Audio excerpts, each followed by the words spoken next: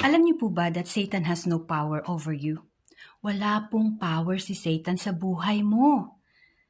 Yes, sinabi po sa 1 John 4:4, but you belong to God.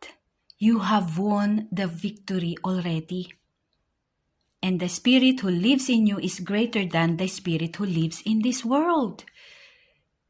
So kung ikaw po pala ay anak ng Diyos, and you belong to God, ibig pong sabihin, you already accepted Jesus sa buhay mo as your personal Savior and the Lord of your life, you have won the victory already through Jesus Christ. So, ibig po palang sabihin, kung naipanalo mo na ang laban because of Jesus Christ at si Satan is already defeated, bakit pa siya magkakaroon ng power sa buhay mo? Tama po ba? At sinabi po sa dulo, greater is He who lives in you than he who lives in this world. Yung spirit that raised Jesus Christ from the dead is now living in you, namumuhay sa'yo. Then, He is greater than the one who lives in this world. Sino bang tinutukoy doon? Si Satan. So wala na pong power si Satan sa atin. We have the dominion over Satan. So kapatid, si Satan, ang purpose lang niya to steal, kill, and destroy.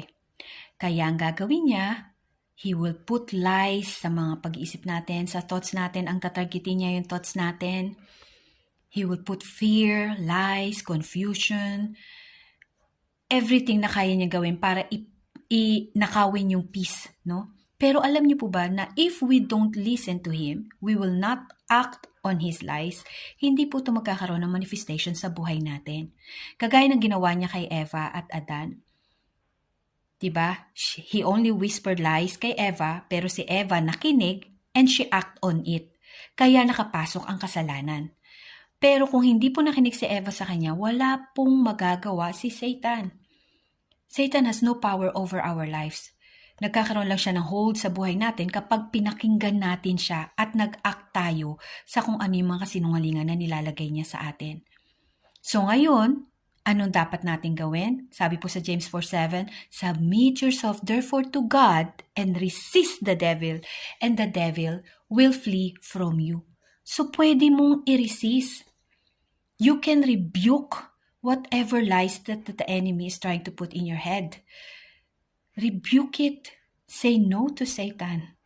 Remember your identity in Christ. Remember that greater is He, the Spirit that lives in you, who lives in you, is greater than the Spirit who lives in this world.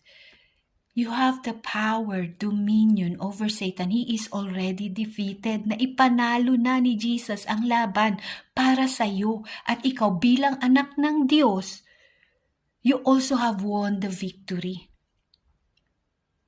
Because of Jesus Christ. At tayuan mo kapatid, tayuan mo ang authority na meron ka in Christ Jesus. Tayuan mo ang identity na meron ka bilang anak ng Diyos.